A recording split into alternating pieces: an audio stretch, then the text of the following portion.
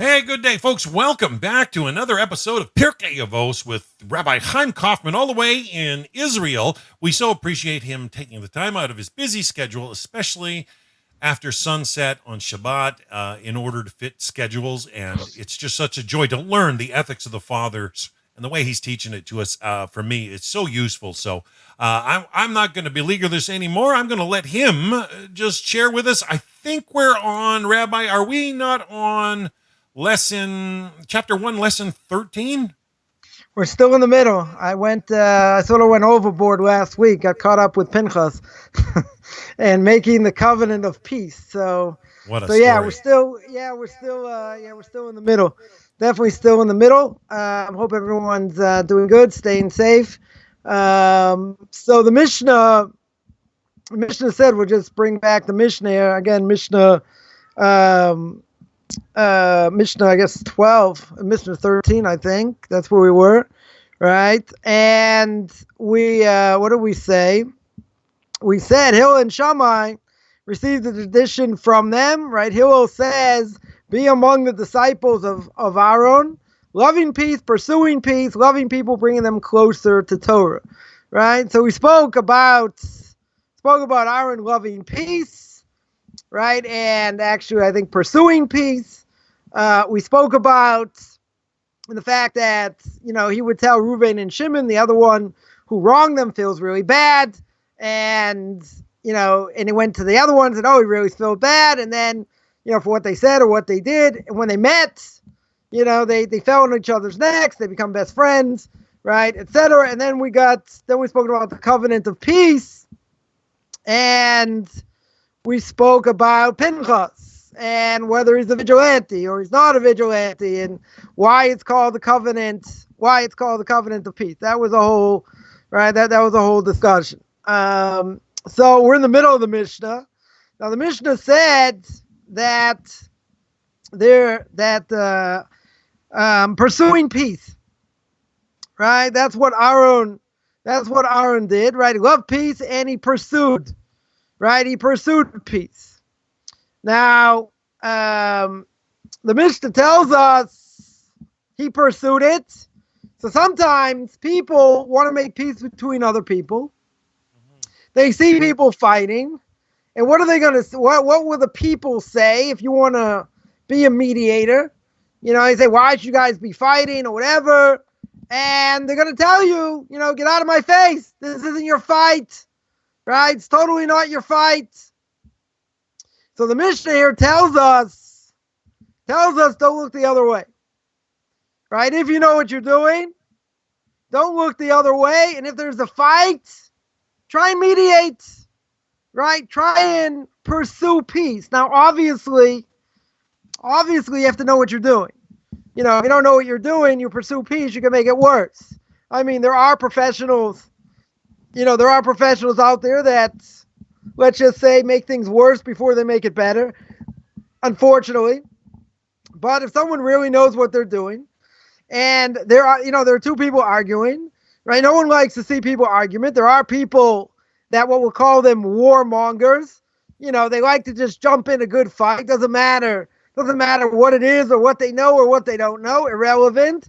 They'll just add, right? They'll add more, more fire. And when we look at the Torah, who were the two biggest rabble rousers? Das and Avira, right? They're the ones that told Moshe Rabbeinu, after Moshe Rabbeinu killed the Egyptian, and he tells them they were arguing, when they're fighting.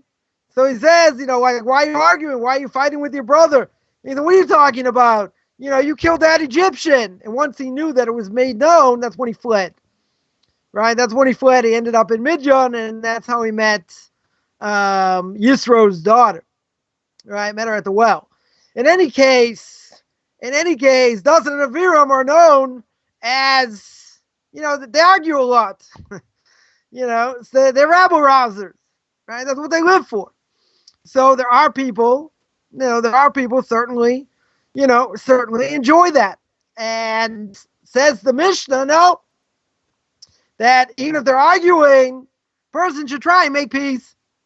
Right? That's what he should do. Now, again, if you don't know what you're doing, and just trying to break up a fight, that's one thing, right? But if you really try and sit down with the sides, really try and make peace, you have to know what you're doing, right? You cannot just do things on your own thinking, I know enough, I'm good enough. So we'll make it very relevant. I was reading Parsha sheet today on this week's Torah portion, and from my Rebbe, and someone asked him a question. A great rabbi here asked him a question, and he asked him like this. He said, if you see somebody's not holding the protocol, but walking outside with a mask, right? Or, putting other people's lives in danger in these times, are you allowed to turn them over to the police? Right? Now, if you turn someone over to the police, right, you lose your portion of the world to come. Now, it's a pretty severe thing. Now, it depends. Now, if someone's obviously, someone's like a reckless driver, someone is a pedophile, for sure, right? Something like that, you can't say, well, I have to go ask my rabbi. I have to see what to do. I'm not really sure. No, the person's causing damage. If someone causes damage, you turn them in. That's what you do. Now, the question over here, again, it's a severe thing, but if you turn them in when it's permissible, it's not an issue. Obviously you have, if someone's causing damage, you don't even think twice, right? But what about in this case? What about the law here is, and I would assume in most places around the world, right? Everything comes back to the stupid virus, right? So the idea is that there are police crawling all over the place here, making sure people wearing masks outside, right? And if you don't, they're gonna fine you, right? They're gonna fine you like $75, right, or something like that, right? But if you're not wearing a mask, now, you have to have your mask, certainly. But if you're not around people, you don't have to wear it, right? But if you're outside, you should wear it, right? So the case is you see someone not wearing a mask. Now, is it 100% clear if not wearing a mask, they're going to infect me?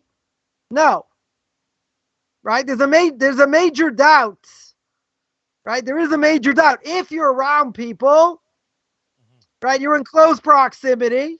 Right.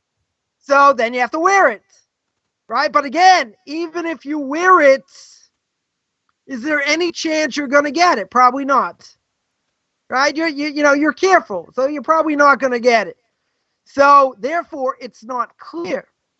There's a major doubt whether you're going to get it. At the same time, you got to protect others. So why do I tell you this story? Right? I tell you the story for one very simple reason. What did my Rebbe say? He said it's a very severe prohibition. Now, we don't know for sure, he pointed out a number of times, we don't know for sure, how this thing it works, per se. At the same time, how do I know if this person's not wearing the mask, he's causing danger?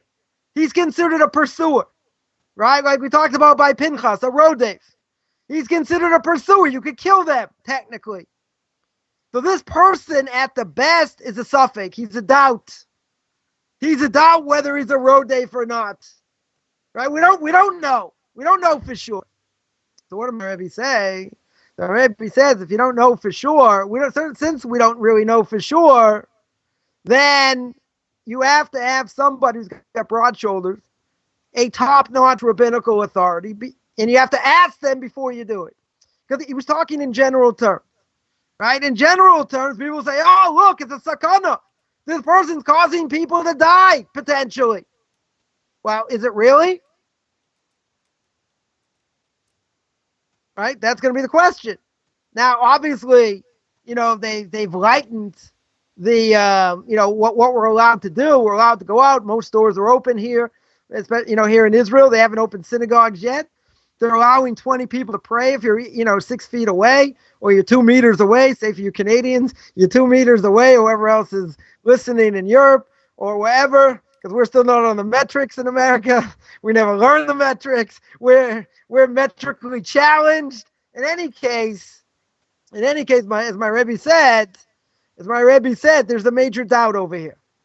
If there's a major doubt, you cannot decide for yourself. That's the point I wanted to make. You cannot decide for yourself because I know you're wondering, and everyone's wondering, where's he going with this? So Right. you cannot make your own decision and say, oh, this person's a rodave. This person could kill someone. Again, it's causative. It's not direct, right? But if it's causative and you know, even though it's indirect, you could be liable, Culpable. right? If something the cause and effect is going to be pretty much 100%, but it's not, it's not direct. For instance, someone's tied up and he's right in front of a dike, and you pull the plug on the dike, right? What happens? He's going to drown because he can't move, right? So the question is that his force? The Talmud asks the question, is it direct or is it indirect? Because the reality is he pulls out the plug, the water drowns him. So you can say, well, isn't that direct? No. Smothering him with a pillow till he dies, euthanasia, that's direct, right? This is considered technically indirect. But even though it's indirect, he's going to die. He can't fly, can't move, right? He's going to die. So my Rebbe says on that, he says, how do you know 100% this is causing death or potentially causing death, right? If the person's sick and he knows he's sick and he goes out there, that's something else, right? That, according to everyone, you could turn him in. He's sick. I mean, you have to know, obviously, he's sick. That he's causing damage. If you don't know if he's not sick, and let's say, he's not wearing the mask over his nose, right? 1 second. If he's not wearing the mask over his nose, so maybe I'd say, well, maybe if he sneezes, who knows? Maybe the germ will attach to something else and whatever. So my Rebbe says on that, you can't make the decision on your own. We think, we know this for sure. It's called the medical establishment doesn't know diddly squat over here. No offense to anyone in the medical establishment. You don't know nothing. This microbe is making you look like a moron, right? That's one of the points over here, right? But I'm not going to go into corona. The point is, as my Rebbe says, you cannot make the decision on your own. And if you make the decision on your own, you're liable, right? You yourself may be liable. Who says, right? Maybe you're totally wrong. And if you're totally wrong, you just turn someone into the police. You forfeit your portion in the world to come. Right? So over here, the point was that if you're going to go to someone, they're going to make it worse. Right? You have to know what you're doing. If you don't know what you're doing, don't for any reason think, I'm doing the right thing because I'm going to turn them in because they are causing damage. Right? They're the ones that are, they're going to cause the damage. They cause someone to die. Right? But you don't know that. You don't know that for sure. Right? If you don't know that for sure, you have to ask a top-notch rabbinical authority, not me. You have to ask, someone like my Rebbe, someone who's got really broad shoulders, knows everything about everything. You ask them the question, and then, they say you can act, not a problem.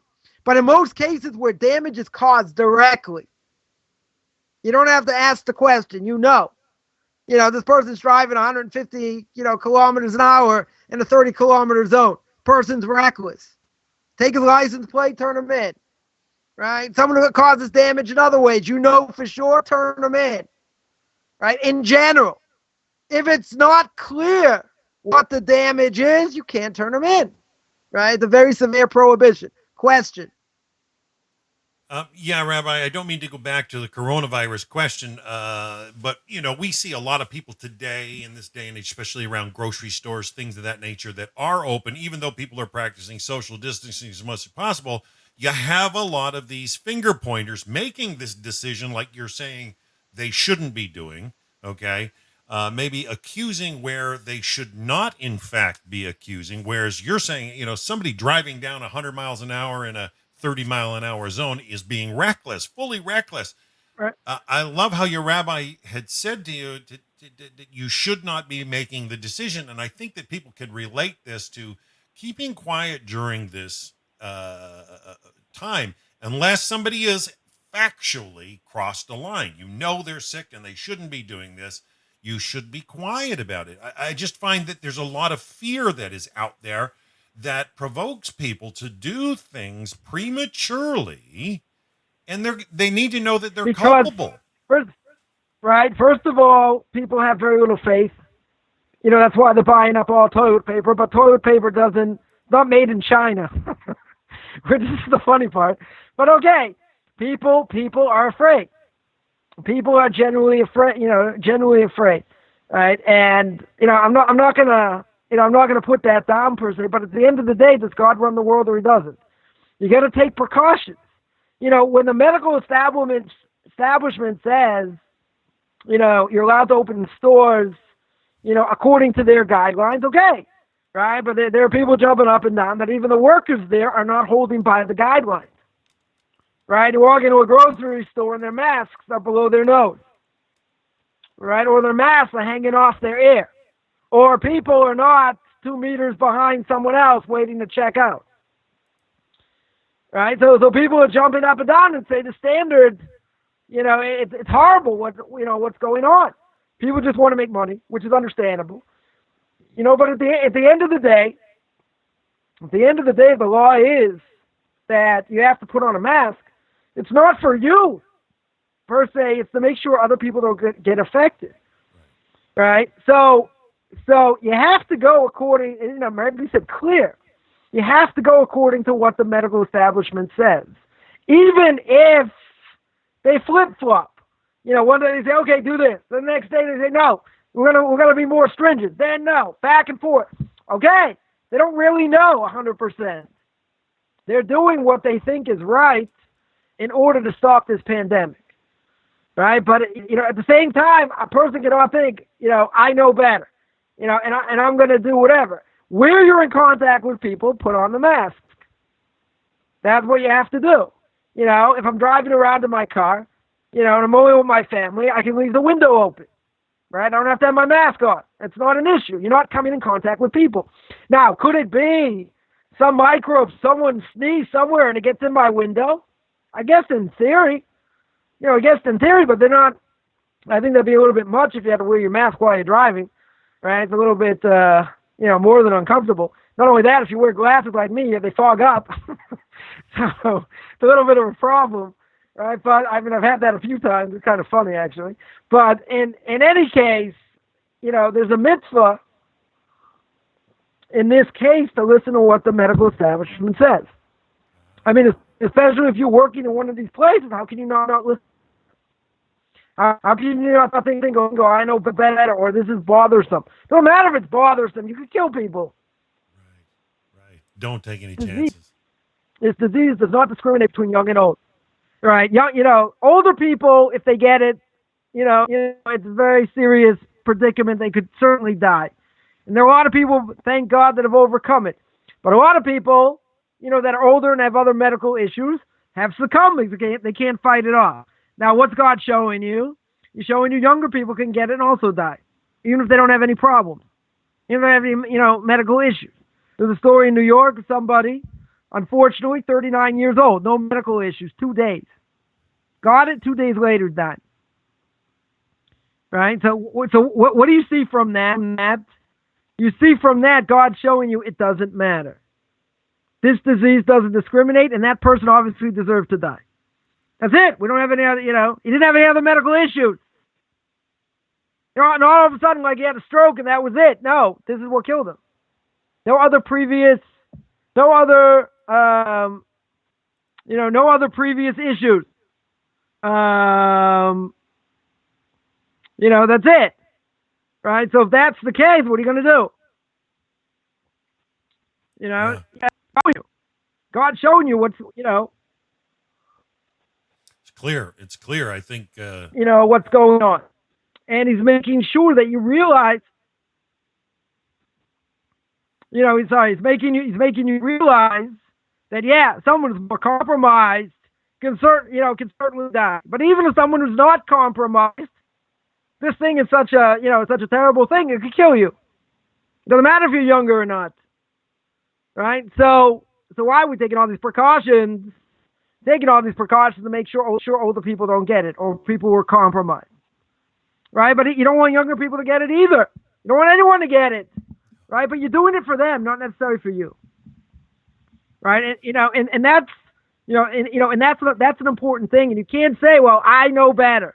I'm my own world. They can all go to hell. Well, that doesn't work, right? That philosophy is not going to work because that means you're conceited. You don't care about anyone else except yourself, right? In this case, this is life and death.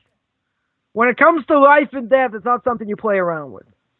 Right now, where it is a doubt, as in this case, what does my Rebbe say? You cannot answer on your own.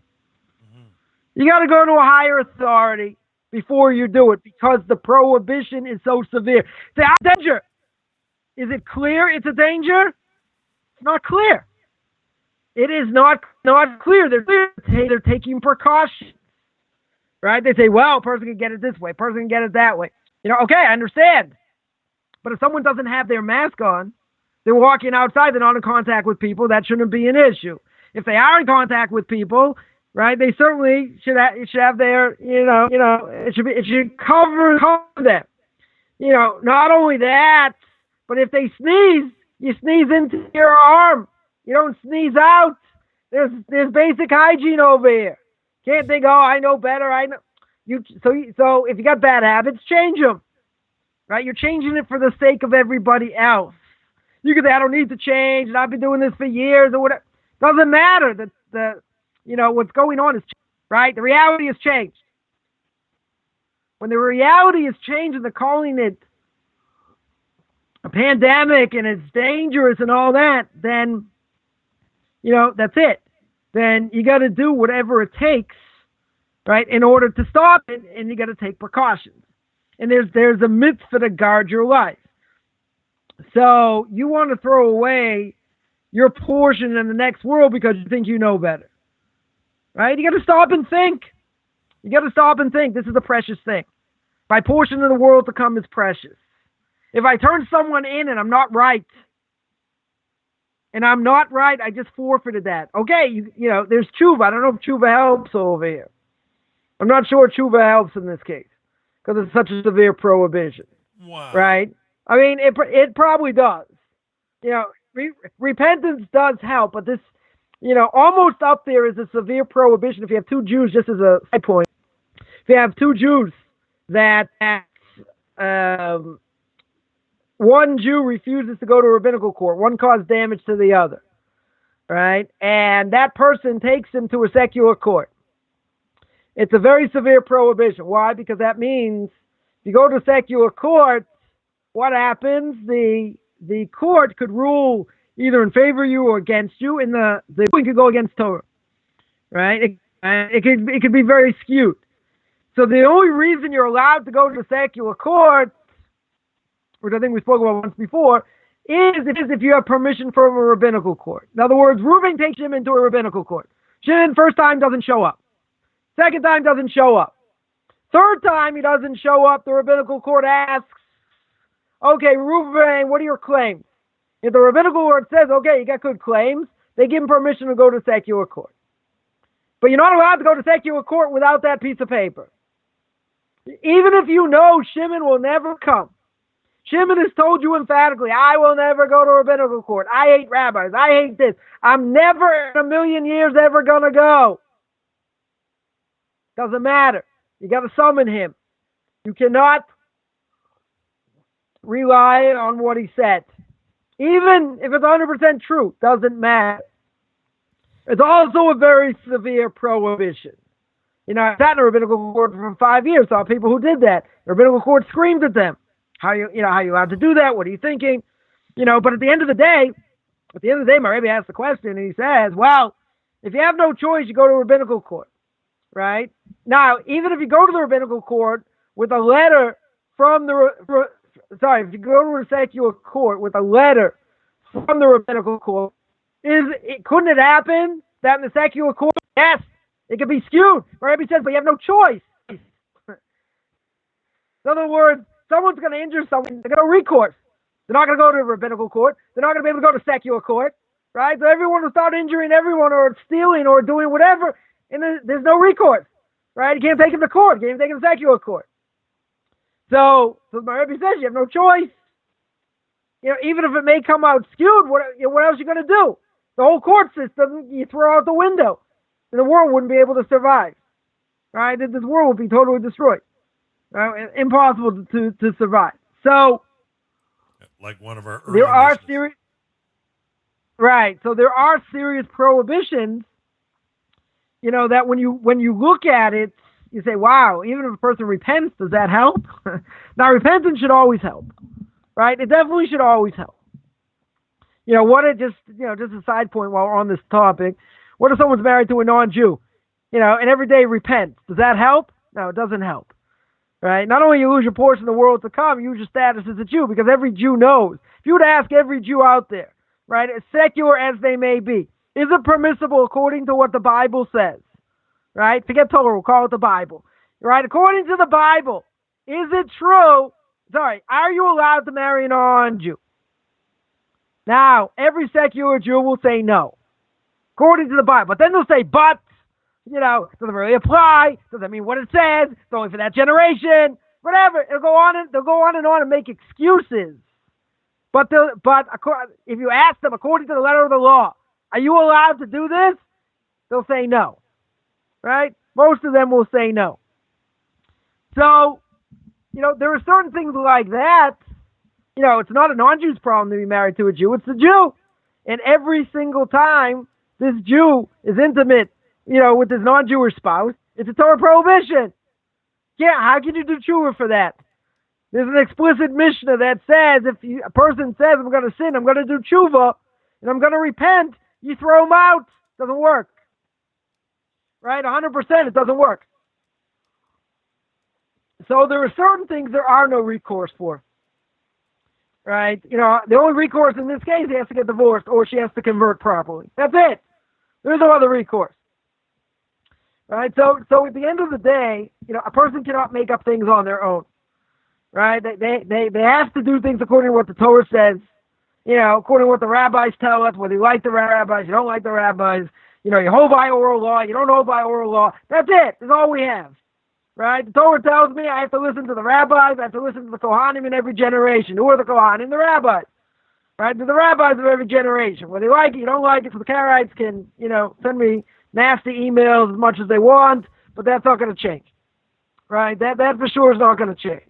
Right? So at the end of the day, as my Rebbe says, which is clear, we're going to see another Mishnah that says, one day in the next millennium, we'll get there, that the Mishnah says you have to know your place. So in short, what does it mean you have to know your place? So even if you're a rabbi, even if you have great knowledge, you have to know when you have to pass on the question. Someone asks you something and you're not sure, or it's complicated, it's not within your jurisdiction, you got to go to a higher authority. Yeah, don't guess. And you cannot say, well, I'm a rabbi, I can answer this. I mean, there are people like that out there. It's crazy. It's like the blind leading the blind. Even if they're Orthodox, say, all right, I can answer that. Yeah, sure, go ahead, stupid. Answer it. But you don't have the knowledge. Right? If you don't have the knowledge, what gives you the right? What gives you the right? You mess people up. You're not allowed to mess people up. Right? So, the last part of this Mishnah, as we move along, the last part of this Mishnah is you have to love people. Right? That was... Still Hillel talking? Yeah. Let me just see the exact quote. One second. So we've got to pursue peace, has to love peace, pursue peace, loving people, and bring them closer to Torah. Right? That's what he has to do. So, question is, what does it mean to love people? Now, I would think that would be obvious. Right? You love them no matter what. I start getting out my guitar that I don't know how to play. We'll start playing Kumbaya and everything's great. We'll hold hands, smoke a little dope, some incense, we'll have a good time. All right, so what does it mean to love people? People are God's creation. Right? So what does Torah tell me? Torah says that Tzedem Elokim bara otam. In God's image, He created them, right? Adam and Eve, meaning all of creation, right? He created them. So isn't everybody God's creation? So it's fitting for them to love them, right? I should not love them just because I want to use them. I want to see what I can get out of them. Isn't there a mitzvah to love them because they're God's creation? Right? So you look at the world and you see how much love is out in the world. Right? I don't think most people have ever learned this Mishnah. Right? The reason is because this is a pretty big novelty here. And that is you love them 100% because they're God's creation. But you know what? God's creation can be immoral. God's creation can be, they can steal, they can commit fraud, they can cut you off on the road, they can say nasty things. It's very hard to love people. Right? The reason is they annoy us. Right? In so many different ways. But at the end of the day, this is a very simple way of doing it. Rav Victor Miller, his name be blessed, one of the great rabbis of the last generation, he said, even if someone's difficult to love, right? Talk about a Jew here, right? Jews supposed to love each other. So we can hate non-Jews, I guess, but it's supposed to love each other. Nonetheless, he says, pick one or two things, or more than three things that you like about this person. All right, let's say, what example he gave, if someone comes to synagogue, all right, can't do that today, but someone comes to synagogue, this guy sits there and he's schmoozing, he's not really praying, and he's speaking to people, and he's really annoying, right? So you can say, well, this guy comes here, gives God lip service, he doesn't really pray, know what he's doing here, but you can say, look at the other way, this guy shows up same time. Right, he's there 3 times a day. He comes on Shabbos. Right? Now, we don't look at it that way. We look at this guy as a bum in a certain way. Right? He's there wasting his time. Right? Bad example for his kids. Whatever, he's sitting there schmoozing. Right? He's schmoozing in synagogue when he should be praying, should be thinking about God. So what's he thinking? So most people say, oh, what a loser. Like, I'm not going to hang out with this guy. This guy's going to bring me down. He's, he just wants to talk and schmooze and this and that. All right, but at the end of the day, says Victor Miller, look at his consistency. Look at the fact that he comes every day.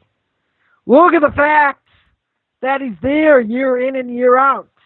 He's there for the holidays. He's there for Shabbos. Right? He's there, morning, evening, and afternoon. Right? He makes the time to come. Okay, you're right. He sits there and speaks. And he sits there and schmoozes. He doesn't really pray so well. Okay. But isn't that a way I could think of something good in order that I should love him? I should have love in my heart for them? Now, that being the case, how's the person going to look at him? They're going to say, this guy's annoying. He's just annoying to watch. Right? And he causes other people to sin. Right, by schmoozing or, whatever. So we're not going to look at the good. We're not going to look at the consistency. We're going to say, come on, we live in this world. Look what this guy does. That's what Victor Miller think outside of the box. Right? If you're supposed to love your fellow Jew, then you got to find what's good about them.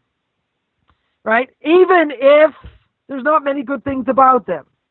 Find something good so you can change your attitude about them. We're not talking about someone who's evil.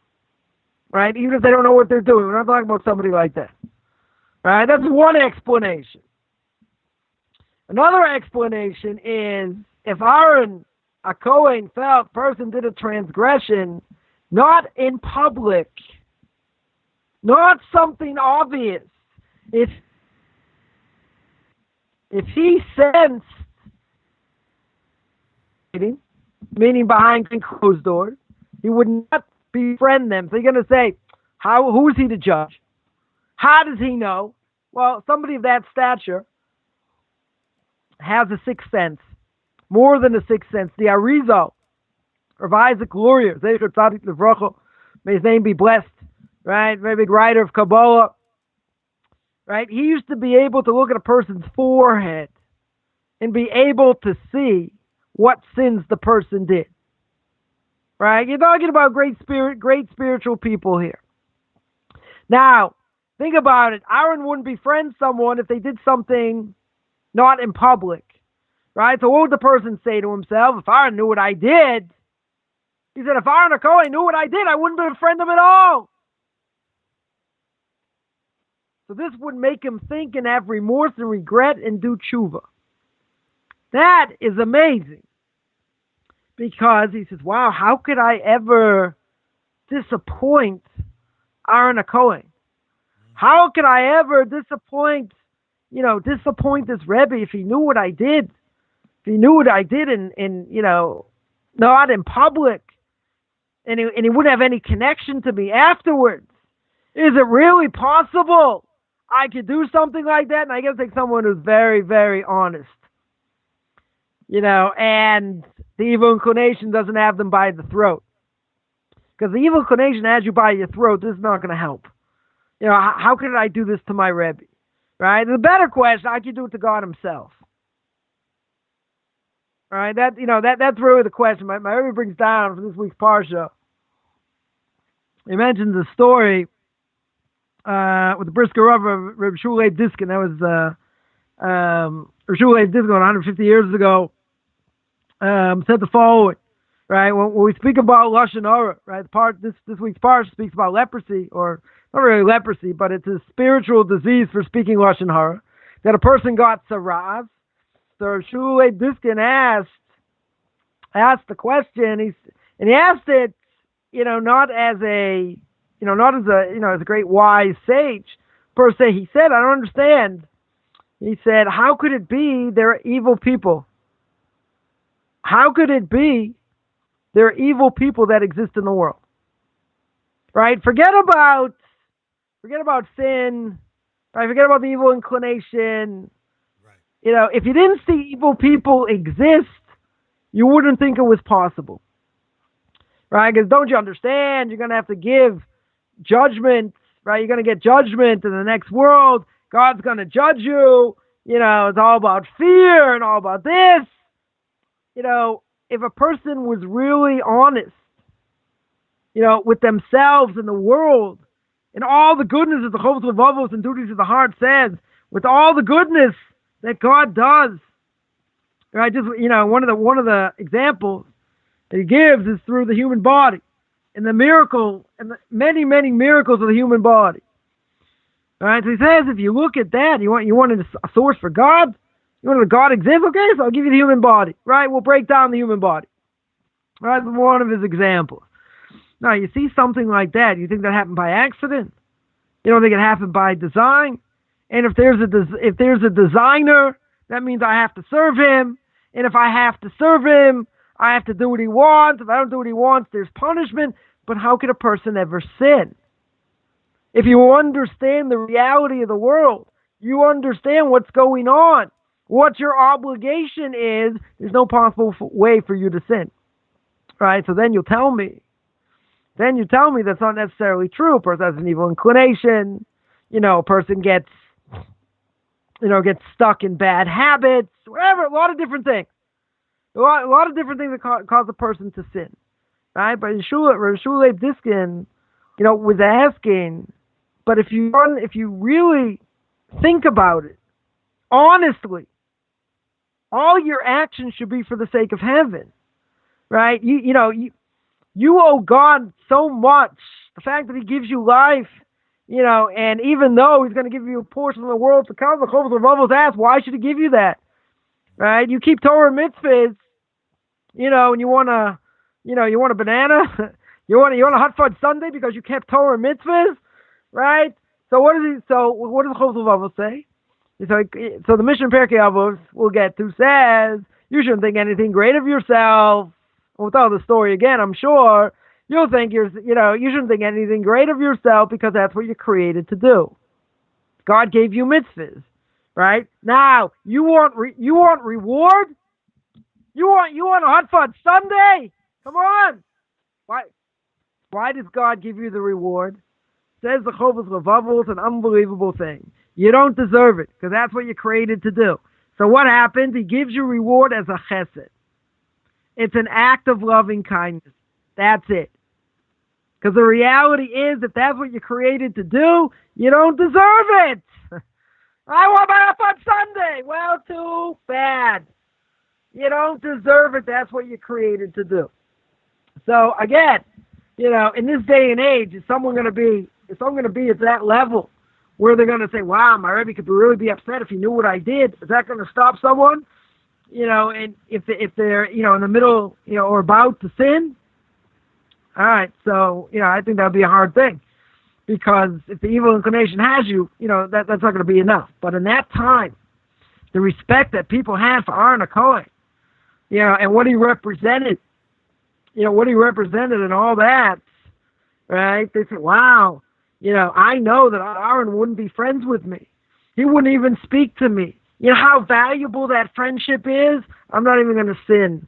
I'm not even going to, I'm going to work on myself that I shouldn't even sin, not in public." That's an amazing thing. Right? You're going to say, "Wow, he worships Aaron HaKohen?" No. Right? But he understands who Aaron HaKohen is. He understands the respect that he commands. Right? That being the case, one second here.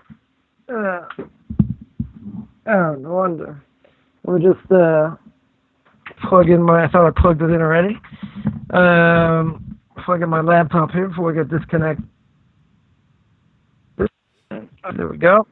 That should be good.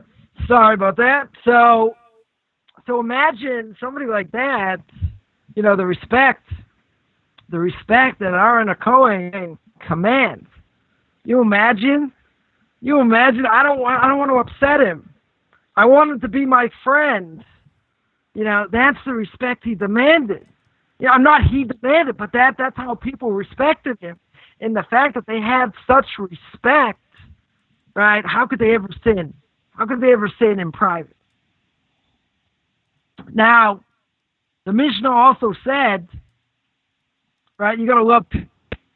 And through loving people, right, you are going to draw them, closer to Torah. Right? That's what you're going to do. Right? So says the Mishnah over here, right, the essence of loving people, so we're going to draw them closer to Torah.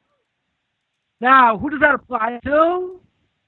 That applies to every Jew except an Abikoros. Right? What is an Abikoros? Right? Abikoros we call a heretic.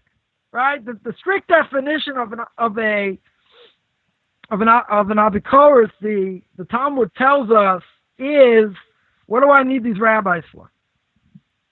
That's what a heretic is. Not, according to the Rambam, means he denies Torah. It could be believes in all the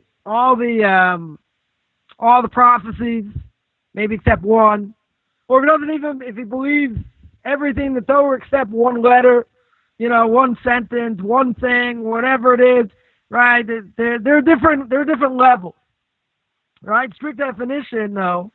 Talmud tells us, they say, what do I need these rabbis for? Right? Oh, someone who's sitting and learning, right? What a waste, right? He could have been. He could have written a book on tax law. He could have done, I don't know, whatever. He could have done something for the world. Oh, tragically, he's sitting and learning Torah. Oh, what a horrible thing, right? So there's a myth. So someone who's a heretic, you don't go near. You don't waste your time, right? Because they could have a worse effect on you. We mentioned before by the Haggadah, there are 4 sons. One of the sons is the evil son, and he asks the same question as the wise son, right? The wise son, he gets an answer. The wicked son, it says, Hake Eshinov. What does Hake Eshinov mean? It means you blunt his teeth. You don't give him an answer. You throw him out. And you tell him, had you been in Egypt, you wouldn't have come out. All right, so then, there's a question. Why not give him an answer? Right? Doesn't at least deserve an answer. Why didn't you try and bring him closer to Torah? Because somebody like that already has the answer. You can't answer an answer with an answer. The famous story of Chaim Brisker. Zecher Tzadik Livrocha, his name be blessed. And he had a student that went sour, right? That went off. And when he saw the student years later, and he asked him, "What happened?" He said, "What happened to you?" And so the student said, "I had questions. I had a lot of questions, a lot of philosophical questions." So Chaim Brisker asked him, "Let me ask you, did you have questions while you're learning in the yeshiva? Or did you have questions after you left?" And he said, "I had questions after I left." He said, he said, "Those questions are answers." He said, "I can't answer an answer," right? If someone cops an attitude and they think they know everything, what are you going to answer them? They're not interested in an answer, right? They're just going to make fun more, right? What does King Solomon say? Stay away from a late. Someone who scoffs or mocks is going to come to hate you more. Somebody like that you can't bring closer. They're not interested in being brought closer. They are interested in their own warped way of thinking, and therefore you're not going to do anything to answer them. They already have the answers. They have a certain way they're looking at the world. So you have to know where the question is coming from. Like, someone will say, why did God make the Holocaust? Why did he kill 6 million people?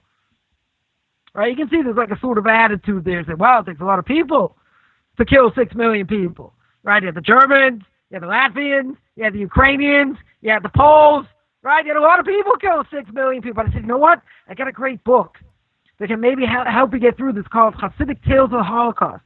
So you want to read it? They say, no, it's just a question I ask rabbis, makes them fidget. Right? You have to know, where the question comes from. Right? If someone asks the question in that way, they're not interested in an answer. Elie Wiesel wrote a whole bunch of books about the Holocaust.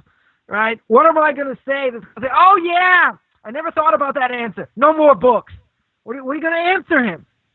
He wasn't interested in an answer. Okay, he went through a difficult time, right? Granted, not coming to, push that under the rug and say, he didn't stand up to the test. How many people would have stand up to the test if they saw their whole family killed and all that? Can never have a claim, right, against such a person. At the same time, he wasn't looking for an answer. He was suffering. Right? And people go through difficult times like that or whatever. They don't want an answer. Right? I remember I was interviewing for a job in America to be a rabbi of a synagogue. So I spoke about in a Jewish community center, I spoke about reincarnation. Oh, did you freeze? I think you might have froze on us, Rabbi. Uh-oh. For some reason, we seem to have lost Rabbi for a second. I'll get him back in a second. It's usually on his end he's south of Jerusalem, in a small place called Beitar Alit, about a half hour outside of Jerusalem. And it's just not the best Wi-Fi. So, you know what? I might just hang up on him and reconnect. Let's see if we can do that. He's right on a great point, and I really think that, I find when two people have differences of opinion. Uh-oh. Now you see me twice, folks. This is terrible. I'm building a chroma key set behind me, and that's what you see, but for some reason, I seem to have lost him.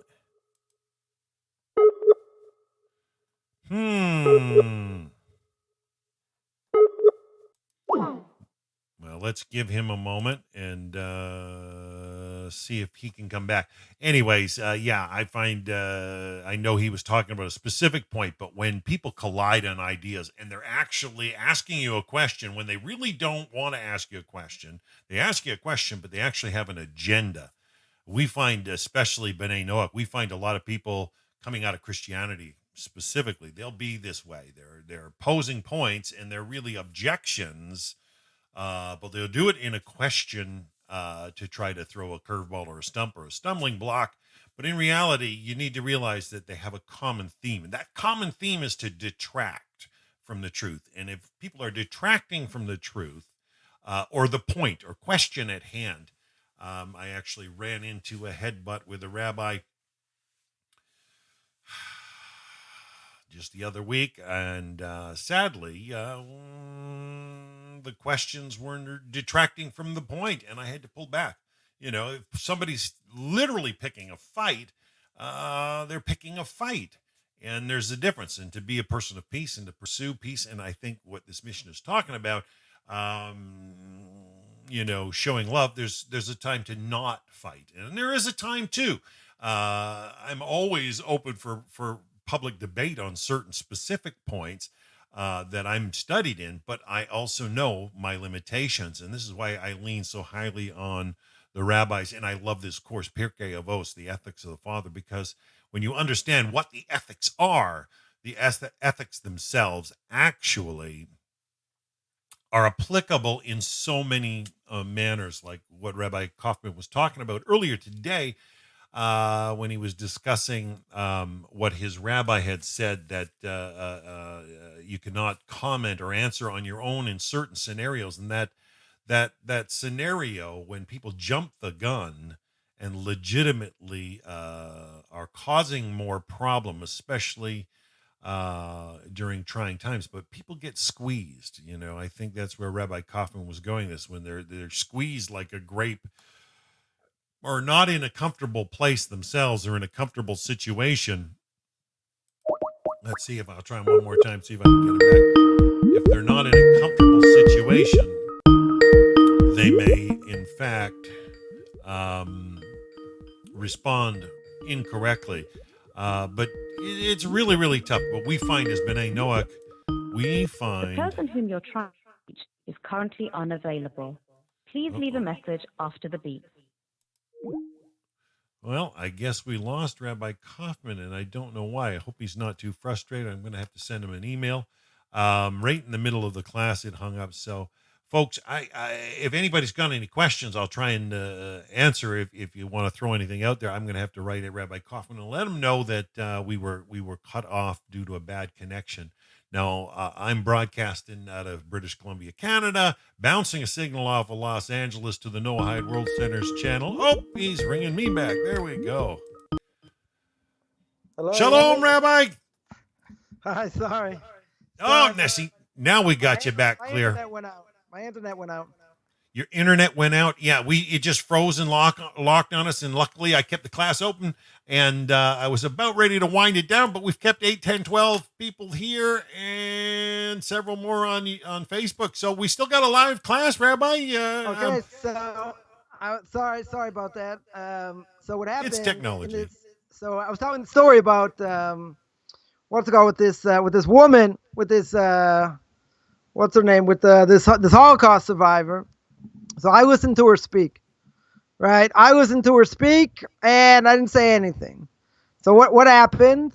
Afterwards, someone came and started speaking to her, and I just pushed them away. I 100% pushed them away. I'm like, this woman, you're not going to give an answer to. You just let her vent. You let her speak. Oh, no.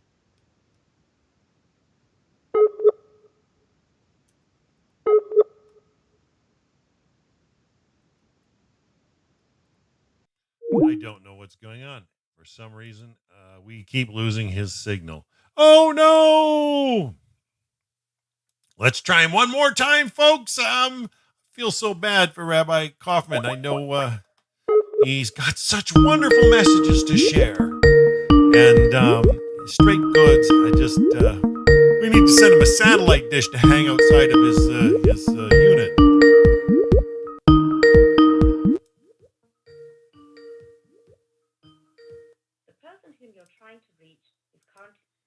Give him a second. He'll call me back, folks. Anyways, I know he's got a story he wants to share, and I know he's running into the same issue with some of the broadcasts. He does controversial issues on Tanakh Talk, and you can always find him on his website, orthodoxconversion.com, or on YouTube as well, or his Facebook page. He's does about 9 broadcasts a week himself. I know he does some work with Noahide Nations. He's doing a wonderful class sharing some of Ramchal's material there. But I appreciate everything he says. Sometimes it doesn't come in the clearest, but you know what? Recording this stuff is so important, especially the ethics of the fathers.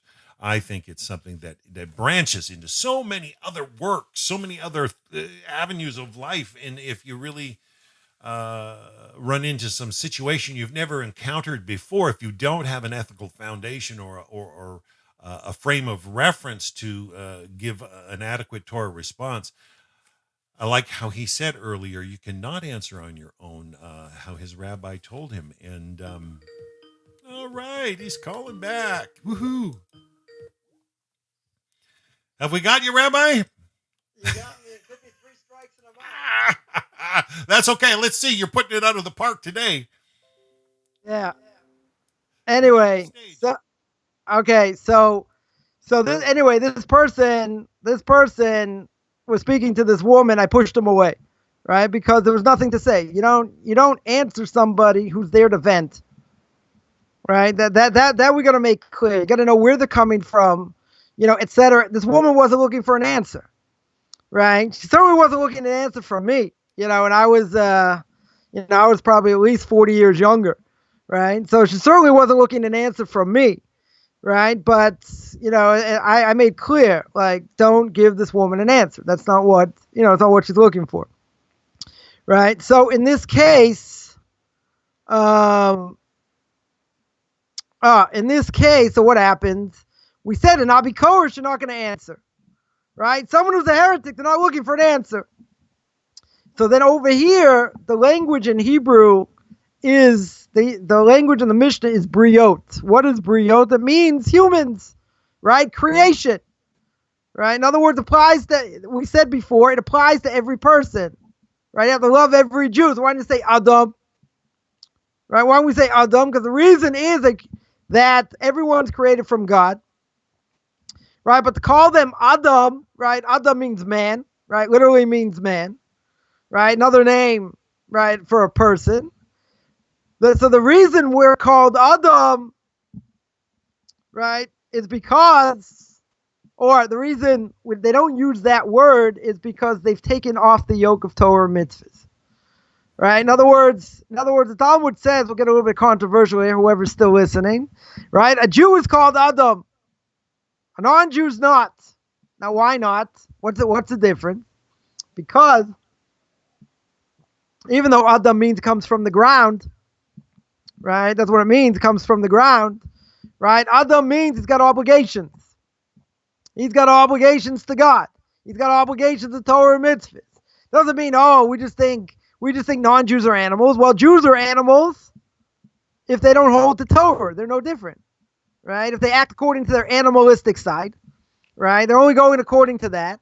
So I mentioned last week in my class on Book of Leviticus, one of the commentaries says that we're created after animals, and what happens when a person dies? They go up, they get judged. But what happens to an animal? The verse says the animal goes down to the ground. Now, even though any person, Jew or non-Jew, has to go back to the ground, right? It doesn't apply to a non-Jew. A non-Jew could actually be cremated. It's only by a Jew, right? But a Jew has to go back into the ground. Now, doesn't an animal go into the ground? Animal also goes into the ground, right? But the Torah says clear, an animal goes down, and we're supposed to go up. What does it mean we go up? We get judged, right? We're going to get judged. Now, if someone is that bad, someone is that intrinsically evil, which most people aren't, but if someone is that bad, guess what? They die like a dog and they go poof. They stay down. They don't go up. Going up is the benefit, at least. You get judged, you go to Gehenna, you get fixed up, right? You go to hell, you get fixed up. Maybe you have to come back to this world. Probably not now, but, you might have to come back to this world. Regardless, if you act like an animal, you don't go up. You don't get judged, right? That's pretty bad. You get nothing. You absolutely get nothing. And, in the case of non-Jews, not being called Adam, you say, see, oral law says we're animals, right? We're even less than animals, right? Well, that may be true, but there's a reason. There's a reason because Because they didn't accept the yoke of Torah and mitzvahs. Right? Therefore, God went to all the nations, brought down in the Medrash, brought down in the Talmud. None of the nations wanted the Torah except the Jews. God chose us, we chose him, and that's it. Anyone who wanted to be part of that process, now they have to go through conversion. They had an opportunity to join. God had a lot of chesed up until the giving of the Torah. Right? It was really closed off well before that. But anyone who wanted to join Abraham at the time could have joined. The fact that they didn't, God says, fine. It's closed by the generation of separation, by the Tower of Babel. Right? By what we call the Dor HaFlaga. Nonetheless, God had mercy. If they didn't join then, he allowed them to join before the giving of the Torah at Mount Sinai. If they didn't join by Mount Sinai, that's it. Right? You have to go through, you have to go through conversion. So over here, the reason, again, it's not because we just don't like non-Jews, right? It has to do with accepting Torah, right? Again, any statement that a person sees in the Talmud, if it looks, like it's racist, or if it looks like we put three-year-old girls out there, to have relations or whatever, you're missing a lot of background, right? I mentioned this actually last week, about it, and one example, and that is in the time of David and Bathsheba, right? Girls, the Talmud tells us, were able to give birth at the age of 6 or 7, right? So when the Talmud asks, wow, if someone had relations with a 3-year-old, does that mean she gets her dowry? She doesn't get her dowry. What happens? Oh, you're throwing 3-year-olds. This is pornographic. You're throwing 3-year-olds out there like nothing. No. First of all, when the Talmud asks the question, it's something that happened. It's not something that, this is exactly what's supposed to be. This is the norm, right? That's not. This is what happened. The question is, at that age, is she considered of age? She's not considered of age, right? But obviously a 3-year-old today is not the same. The example I gave was when Rivka met Eliezer, right? Abraham's servant, and she brought all the water, and there was a miracle with the water. The water came up from the well. She had to feed, right? She gave water to 10 camels. Now, do you have any idea how much water a camel can suck down? I mean, you're talking gallons, right? Or I guess if you're in Canada or Europe, liters, right? Hundreds of liters. Now, even if you tell me she's well endowed at the age of 3, and she's really like a 15-year-old, right? Let's say, or a 10-year-old, even better.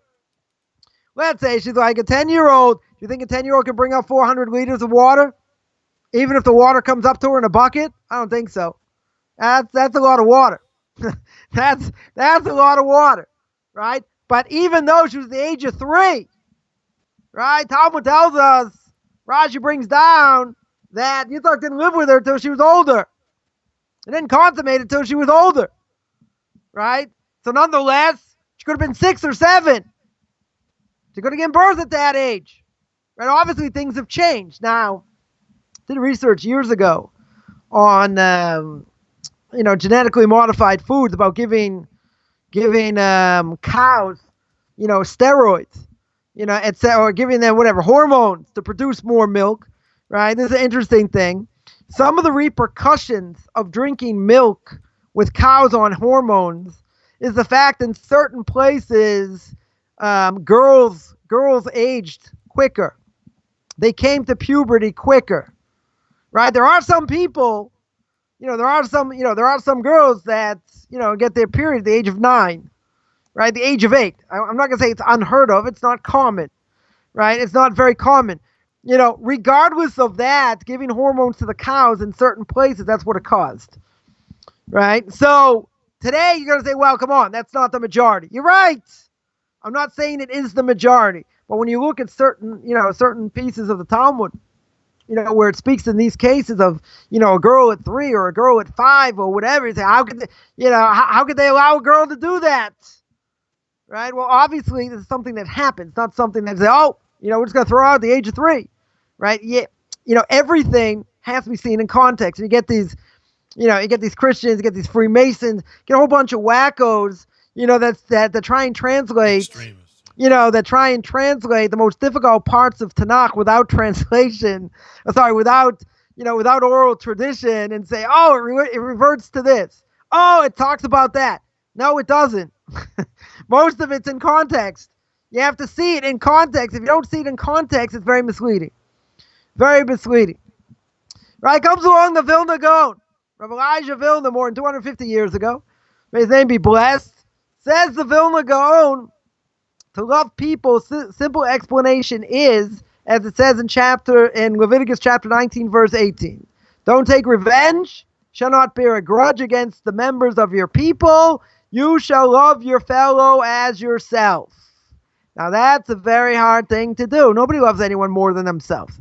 Right? A person gets married, you got to treat your wife better than you would yourself. Good luck. Who's going to do that? Right? But that's our obligation. So says the Vilna Gaon. Says the Vilna Gaon, you have to love a person like you would love yourself. There's a story about Hillel. Hillel, that someone came to him, wanted to convert. Talmud tells us, and Shammai threw him out. He says, tell me the Torah in 1 foot. Shammai says, come on, you're not serious. And, he throws him out. So, this convert comes to Hillel. And what does Hillel tell him? Hillel tells him, that which you hate, do not do to your friend. Right? In other words, do what you would do, but, something that you don't like, don't do to someone else. So now, you'll tell me, well, isn't this a lower level? Right? This seems to be a lower level. It's not an obligation to love your friend like himself. In actuality. Right? It's a hard thing to do. Right? It's a very hard thing to do. Now for a non-Jew, if you were to tell this to non-Jews, and I hope there are plenty of non-Jews listening. If you tell this to a non-Jew, mostly, yeah. Listen, if you got Jews that it's after the Sabbath, I got no problem, right? If you were to tell this to a non-Jew, you say, listen, you have to love your fellow non-Jew, like yourself, or even more than yourself. What is a non-Jew going to tell you? What would a secular Jew tell you? Secular Jew or a non-Jew would say, what do you mean? I have a 200 IQ. I got a great job, right? I'm making tons of money. Everything's good. You're beneath me.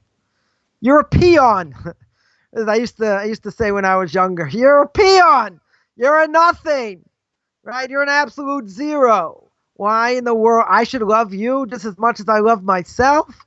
Come on, I make 6 figures. You don't. That's why I'm getting. I'm getting paid the big bucks here at Pirkei Avos, right? But the idea is somebody who's beneath you. You're not going to love them more than yourself. A non-Jew or a secular Jew would say you're out of your cotton picking head, right? This is why Hillel tells the potential convert, don't do to others that you would not do for yourself. Now, there's an obligation to look at everybody in a way where we are not conceited. Now, it doesn't mean we shouldn't have a self-image. Doesn't mean we have to be treated like... Oh no, did we freeze again? Right? You have to have a certain level of self-esteem, right? But oh man. Rabbi, right? You have to have a certain level of self-esteem. Go ahead, Rabbi.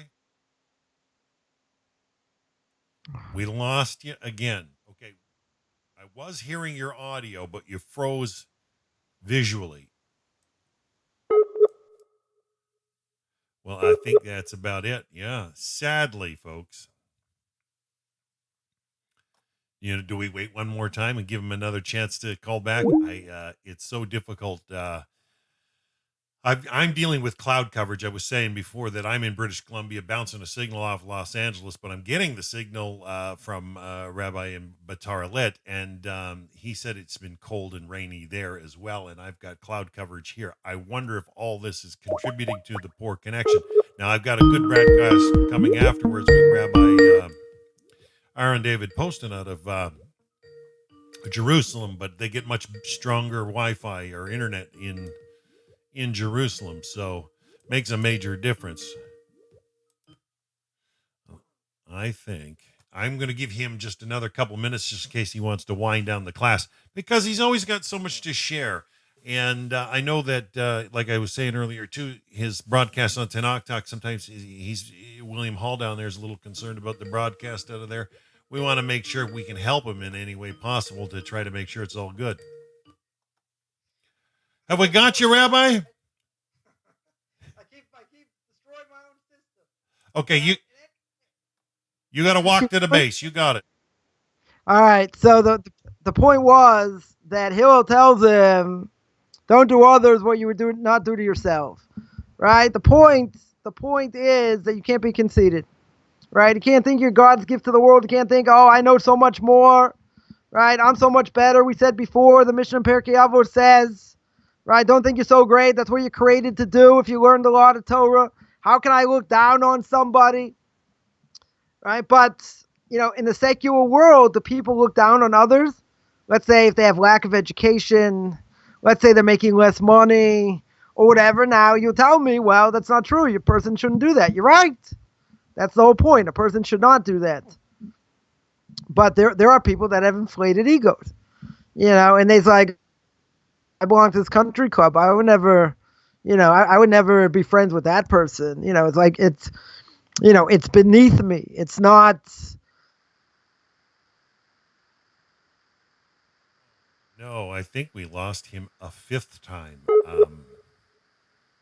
Yeah, it appears that we've lost him a fifth time. I'm going to have to wind it down, folks. Sadly, now, like I said, in about 45 minutes, I'm going live with Rabbi Poston out of Jerusalem with a new course we started called Beyond the Seven, where he's trying to share some moral themes that are for B'nai Noach, but have to do with things in Judaism that are beyond the seven, but actually are universal and pertain. So I think it's a very good complement to this class, the Ethics of the Fathers. But the Ethics of the Fathers is a staple in Judaism that generation after generation after generation have gone through. This is one of these classes that you can study for years and years. And I think this is why Rabbi Coffman said, well, maybe next decade we'll get to it. The point being, I encourage everybody to know that if you're past the seven and walking in those seven mitzvah, that this is a good study point for anybody to truly understand the ethics and the morals of the Jewish people and where they come from, the framework. But I like how he brought out today when his rabbi told him if you can't answer certain situations, you shouldn't answer certain situations on your own, that you need to ask opinion. And I think that that's wise, especially for all B'nai Noach, that we ask rabbis and stay in touch and try to connect. And I noticed that one person on the chat room tonight was asking about Chicago region, and I'm going to do some investigating to see. I've heard that there is a group in that area. I know there's some out in Wisconsin, Ohio, and Chicago's a huge hotbed. It's a big area. Oh, we got Rabbi Coffman coming back again. Still with me? Of course we're with you, Rabbi. We don't give up on you. Okay. All right, I don't know. Take about 15 minutes, though. Go for it. All right, we'll just keep going here. So the point was, for the fourth time and the fifth time, is people have an ego, do not want to deal with others. Right? That's really the bottom line. They think they're beneath them. They don't think they should have a connection to them, etc. There's no humility. Right? There's no humility involved over here. There's no thinking that, I can be friends with them. I can hang out with them. I can, whatever, because they think they're God's gift to the world. And by thinking they're God's gift to the world, even though a person has to have self-esteem, right? You have to have a certain level of, self-esteem. It doesn't mean that I should think I'm better, right? A person has to know their worth, right? They have to understand what they're doing here, what the purpose is, and all that. And they have to have self-worth, that's for sure. They have to know what their place is, and all that. But in general, you ask a non-Jew, or you ask a secular Jew, it's over, right? They're going to say, why in the world, why should I love someone, as much as myself? And maybe you tell me people are not that conceited. People, there are humble people, out there, whatever. But if you could get into their brains, and when they interact with somebody and you could see what what they really think, I think people would be very surprised. Right. I'm okay. In this case, I'll be a major pessimist. I don't think, I definitely don't think people, are that benevolent, are going to be that benevolent. Some people will, right? Some people definitely, have a good heart and, whatever. But I think a lot of people deep down, they think that I'm better than you. Right? Orthodox Jews get that a lot because people say, oh, you look down upon us. You think we're this, you think we're that. Listen, it has nothing to do with what we think. The question is the Torah true or it's not true? If you uphold the Torah, God loves you. If you don't uphold the Torah, then it's just the opposite. Right? We're not, we just want to be, left alone, do what we need to do. All things, all things being equal. There was an article I just read about all these Orthodox Jews giving plasma, right? Giving blood plasma that survived this virus. A lot of people. And that's a tremendous sanctification of God's name, right? But what gets out there? All these Orthodox Jews that went against the protocol, right? And they went to weddings and they prayed and they this. Right, and so that made a tremendous desecration of God's name, right? This, on the other hand, how much publicity it's going to get, probably get brushed under the rug, right? But obviously, what what sells is what makes us look bad, right? So we don't have an issue, looking down on others or saying other people are this or that. The question is, what does the Torah say? Does the Torah tell me this is permissible, this is forbidden? What exactly, what exactly does the Torah say? So you're going to say, wow, that's one way of looking at it, and we're the majority, and we're this, and we're that, and it doesn't really matter. We're not coming to say, we think we're better, right? That's the problem where the Torah says, not a problem, but the way people interpret it, that the Torah says we are the promised. We are the promised nation. We're God's firstborn. Right? They say, oh, you're elitist. Guys think you're much better. I didn't say that. That's what the Torah says. Today.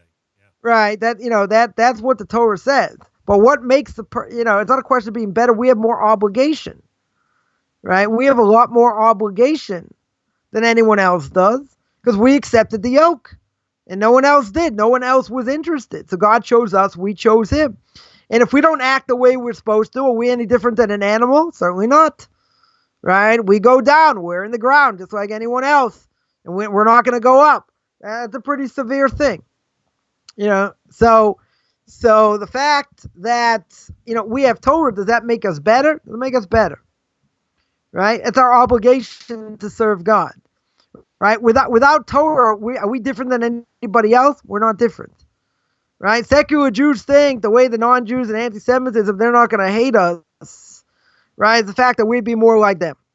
Only problem is God says they're going to hate you more. Right? They're absolutely going to hate you more. What distinguishes us, right? The fact that we don't eat the same things, we don't have the same holidays, and all these things. What distinguishes us makes us better in God's eyes. The fact that we keep kosher, we don't eat shrimp, we don't eat lobster, we don't eat any of these things. Right? It affects us in a way that doesn't affect a non-Jew. Right? Does that mean I'm better? Doesn't mean I'm better. It means that's my obligation. Right? I have to keep Shabbos. I have to keep the festivals. Right? There are a lot of things I have an obligation to do. Okay. That's my obligation to do. The question is, what God's telling me that's how you're going to be closer to me. Non-Jews have a different obligation. Right? They have a totally different a different obligation. So, if that's the case, they can't straddle the line. They don't have that. They don't have the same obligation. No matter how much kosher they keep, does that mean they're going to get a portion of the world to come like a Jew? Certainly not. It's not the same. And there's no reason why it should be the same because they rejected the Torah, right? And that's what people have to understand. So, that idea, God's telling you, keep this, don't do that, don't do the other thing, keep that. Whatever it is, it's your obligation. That's what God says is going to draw you closer to me. Whether you understand it, you don't understand it, it's irrelevant. God says, shut up and eat the matzah. That's what you got to do, right? That is your obligation. Right? I'm still eating matzah, right? That is your obligation. That's what we're doing here. And if we don't act accordingly, are we any different, than an animal? No. Are we any different than a non-Jew without Torah, without their no-hide laws? No. Doesn't make any sense. Doesn't make us any different, right? I had somebody once tell me many years ago, they're more attracted to non-Jews than a Jewish person. So they're more attracted to non-Jews, than Jews. So I said, well, that makes sense. I go, really? They were in university at the time. They said, why does it make sense? Because I said a Jew that acts more like a non-Jew than the non-Jew, of course you're going to hate them, right? Because, non-Jews are nicer, right? There's no difference between a non-Jew and a Jew if it doesn't keep Torah, right? If the Jew doesn't keep Torah, there's no difference. That's what distinguishes us. That's what makes the covenant between us and God. That's what draws us closer. That's our obligation, all these things. Not about being better. Dad, you want to take my obligations on Shabbos? You want to take my crazy schedule? Go ahead. All the non-Jews can do all the crazy things I do. Fine. Let them do it. They're not going to be interested. Guarantee you they won't be interested. Right? But it's not their obligation. It's not what they're created to do unless they want to convert. If they want to convert, it's something else. Do they have an obligation to? They don't have an obligation to. Right? There is no obligation. Right? That being said, we have to, Jews have to do what they need to do.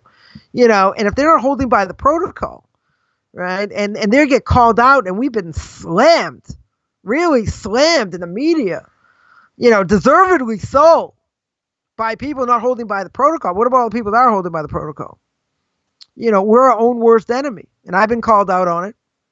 Right? A relative called me out on it. But okay, I said, but I'm not like that. I didn't do that. And if you would say that against, Arabs or blacks or Koreans or people like the CFL, you call them a racist. You call them, sorry, I had to get that in. You'd call them an absolute racist, right? Who gives you the right to do that? But the reason is because Jews are all intertwined. We mentioned this many times, right? Kol Yisrael Ravim Zeh Lezeh. We're all intertwined. If one Jew does something wrong, doesn't matter what his intention is or anything else, all Jews get blamed. Right? All Jews get blamed. Again, is there going to be a sanctification of God's name over here because of all the plasma they're giving? I don't think so. Is it going to make the papers? Hopefully it will. Right? But the damage has already been done. Right? There's been a lot of damage done. So therefore, the damage being done, it's very hard to eradicate. It's very hard. We have to do what we need to do, and we have to be careful. Right? And if we're not careful what we do on the outside, doesn't matter where we are, how we drive, we're in line, in a post office or whatever. We have to abide by all the laws and go beyond. Go beyond, because we have to show that we're not like everybody else. And we do not want to give anyone any fodder whatsoever to say, oh, look, this Jew did this. And you have to break the stereotypes. And we have to do what we need to do. Right? That's it. We have a greater obligation. Non-Jews don't have that. If a non-Jew says, yeah, I keep the no-hide laws, they're going to think you're a wacko. Never heard of it. They're going to think, wow, you keep the no-hide laws. That's great. I'm so glad. Your rabbi's teaching you what to keep in the Bible. Not going to say that. Right? That doesn't apply to them. What applies to a Jew is someone that does the right thing. They say, wow, thank God his Rebbe taught him Torah. Thank God his father taught him Torah. Right? Because Torah is what differentiates us. It has the ability either to make us or to break us, right, in different ways. We do the right thing, everything's good. We do the wrong thing, I always say, if it works, Torah works, it goes all the way up. It's unbelievable. If we do the wrong thing, we go all the way to the ground. There's nothing in between. There's no living in between those worlds, right? It doesn't doesn't really exist, right? That's why I'm an extremist, right? Look at it one way or the other. But at the end of the day, Jew or non-Jew, right, has to keep what they're given, right? Whatever mitzvah they're given. And over here, do I is this one of the no-hide laws? right? That a non-Jew has to love someone just as much as he would love himself? Hell no, right? So, certainly not. But as we always say, isn't it a good thing? Wouldn't it be a moral imperative if non-Jews looked at other non-Jews and Jews like this? Nod your head. It would be a great moral imperative. Obligation? Obligation, certainly not. And if that existed in the world, right? If Jews did that and non-Jews did that, imagine what the world would look like. But the problem is we have egos. We have big fat egos. And once our ego gets tampered with a little bit, maybe we get knocked down, thrown around, this, that, right? A person's fragile in a certain way. So a person has, you have to have big shoulders, but at the same time, this is our obligation to our fellow man, to our fellow Jew, and to our fellow non-Jew. And that concludes the mission. I think that is that's the message we have, we all have to learn. Amen. That was awesome, Rabbi. Have you got time for a couple of questions, perhaps? Yeah, sure. I mean, because in between the cutoffs, we all tried. Everybody in the group tried to stay in along the flow lines, and right. My good friend Veronica from just south of me down in Washington State, she's asking questions about rites and rituals, and we're also getting somebody saying they're confused and they've heard that no-hides can observe Shabbat, and others have said that no-hides should not observe Shabbat. Is there a correct answer? There's just the overall theme, though, went along the concept of rite and ritual observation. I tried to make the comment that according to the Rambam, doing what's right because it's right is not an RITE right, according to Rambam. So being B'nai Noach and understanding the obligations of the Jewish people.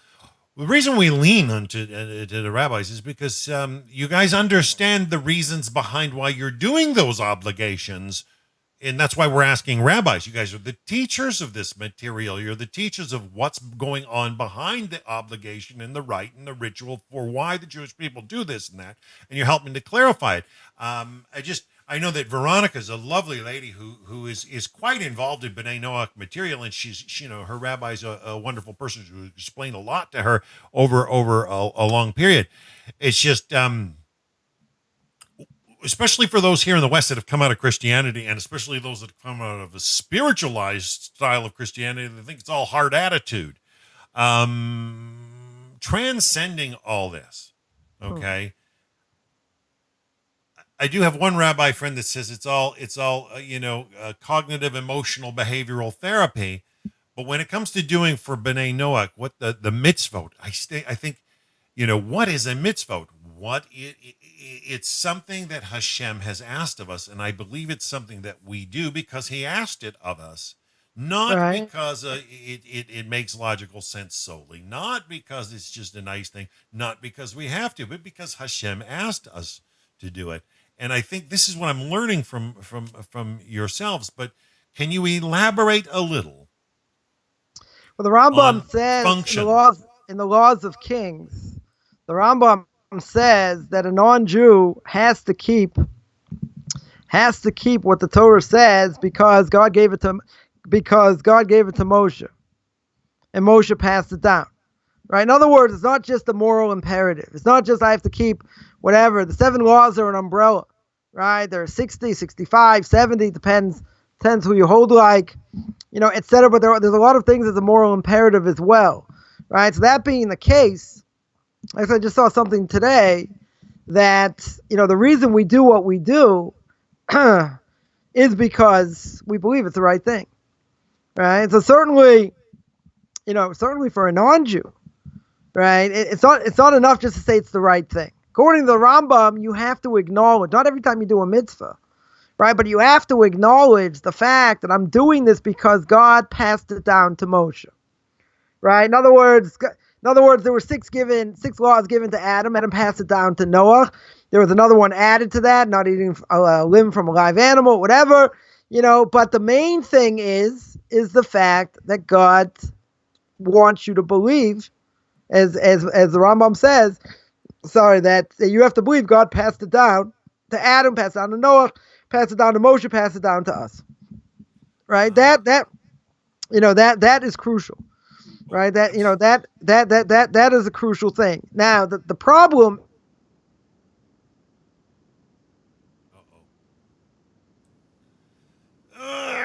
We lost him. We lost him again, folks. Well, okay, Veronica. Yeah, I see. Okay, you're more concerned with what that would do to cause us to create a religion, and I think it has to do with connectivity, and personal. How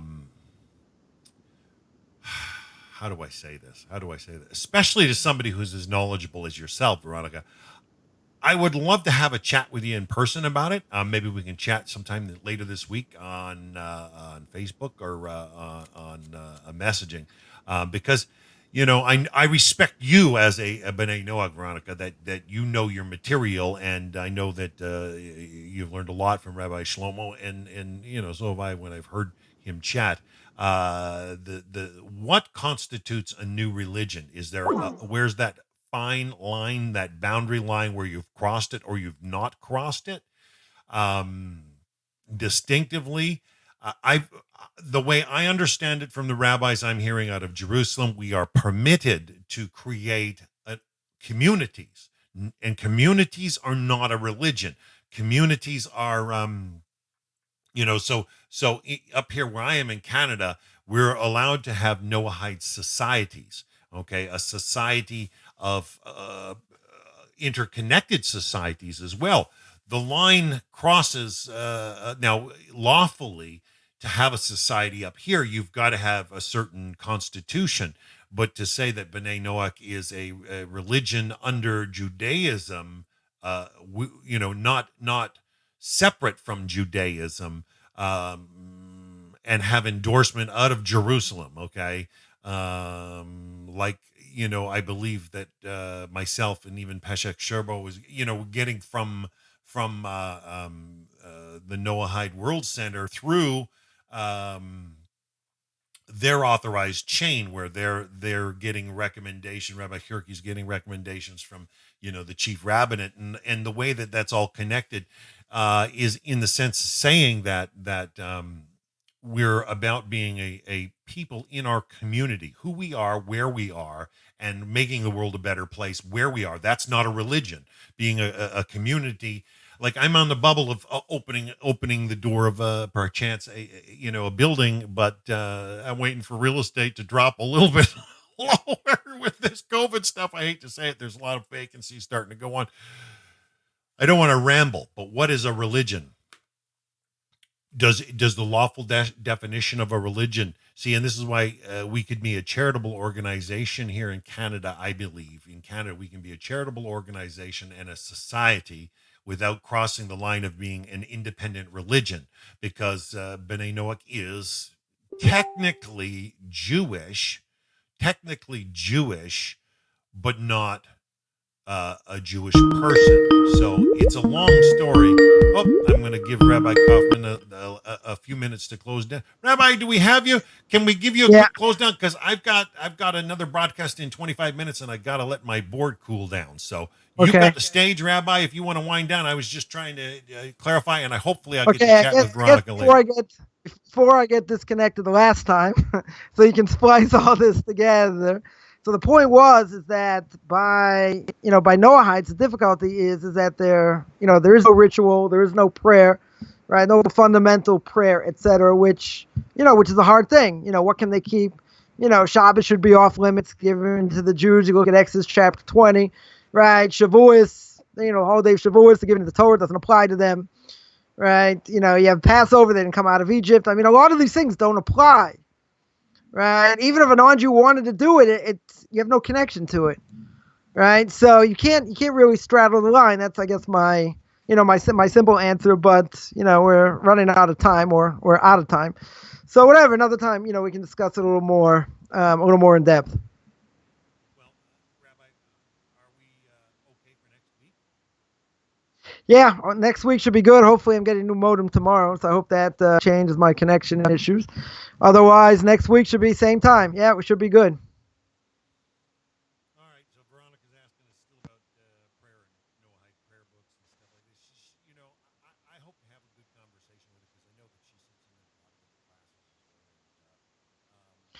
Put her in Answers. put her in contact with me. She can contact me at Beyond Orthodox Conversion to Judaism on Facebook. Send me a text. A friend request, and anything I can do to help, let me know. Okay, her name is Veronica Port. Veronica, feel free, contact Rabbi Coffman either at his website, that's at orthodoxconversion.com, or find him on Facebook. Well, it's best. Find me on Facebook is better. It's Beyond Orthodox Conversion to Judaism. Rabbi Coffman will give you some straight goods there, Veronica. So we're aiming for next week, and we're sorry about the delay. Rabbi Coffman's going to get a new modem this week, and we're going to make sure everything comes out smooth. I really like this class. Hopefully. Oh, yeah. I love everything you're sharing, Rabbi, and I'm sorry about the connections, but I've got to run for another broadcast. I got to reset up. And so till next week, folks, have a wonderful, wonderful week.